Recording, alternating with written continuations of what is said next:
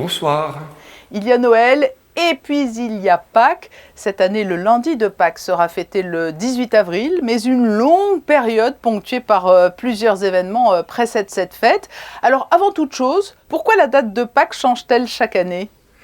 Alors cette date change parce que, et nous avons cela en commun avec le peuple juif, c'est que la date de Pâques est fixée à partir du calendrier lunaire et non pas à partir du calendrier solaire. Et donc c'est un calendrier qui fait que chaque année, cette date change et ne tombe pas forcément à la même période.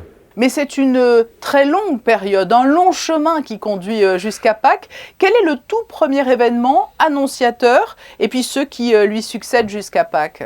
Alors, les chrétiens ont débuté les préparations à la fête de Pâques par le mercredi des Cendres. 40 jours de préparation à Pâques qui reprennent un peu les 40 ans passés par le peuple hébreu au désert, les 40 jours que Jésus lui-même dans sa vie a passé aussi au désert, 40 jours pour se préparer à Pâques et puis, j'allais dire, une finale avec la fête des rameaux que nous allons fêter donc dimanche, qui nous fait rentrer, le dimanche des rameaux et de la Passion, nous fait rentrer dans la grande semaine liturgique pour tous les chrétiens, qui est la Semaine Sainte, une Semaine Sainte dont la fine pointe est le Triduum pascal, les 3 derniers jours, le jeudi saint, le vendredi saint, le samedi saint, qui débouche sur la grande fête de la résurrection du Christ, le jour de Pâques. Et donc Pâques, c'est une fête joyeuse, hein. Alors vous me direz, toutes les fêtes ont vocation à être plutôt joyeuses, mais il y a parfois des commémorations plus sombres. Pâques, c'est une fête joyeuse.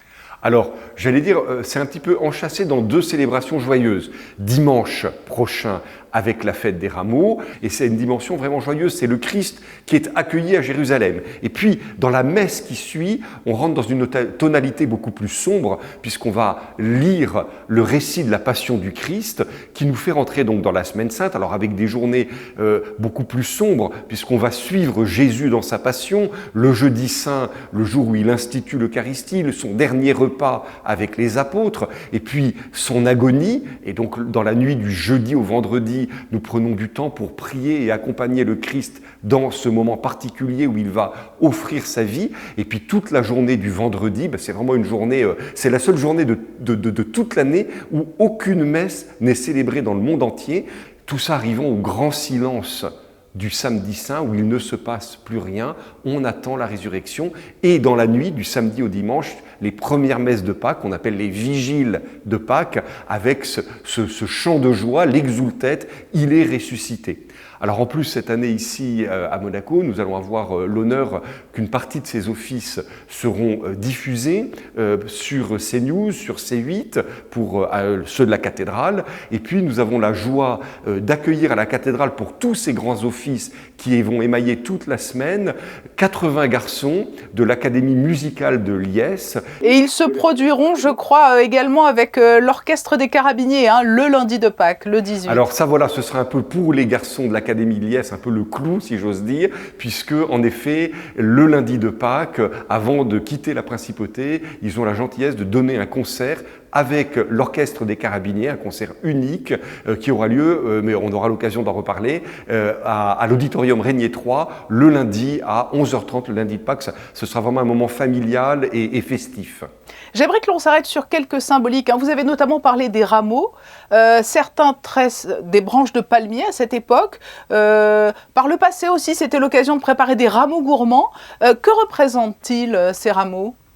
Alors en fait, ils reprennent la tradition qui nous est rapportée dans les évangiles. Quand Jésus rentre dans Jérusalem, en signe de joie, les habitants prennent des palmes et les agitent en signe de joie pour accueillir celui qu'ils appellent le Messie, hein, qui est monté, nous raconte l'évangile, Jésus arrive monté sur un petit ânon et les gens jettent leurs vêtements devant lui en signe d'accueil, de respect, parce qu'ils ont l'impression d'avoir affaire à un grand personnage.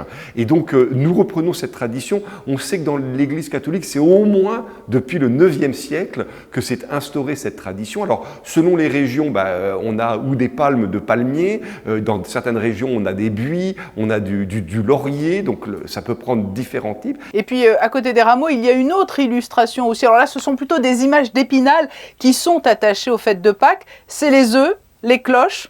Pour quelles raisons ?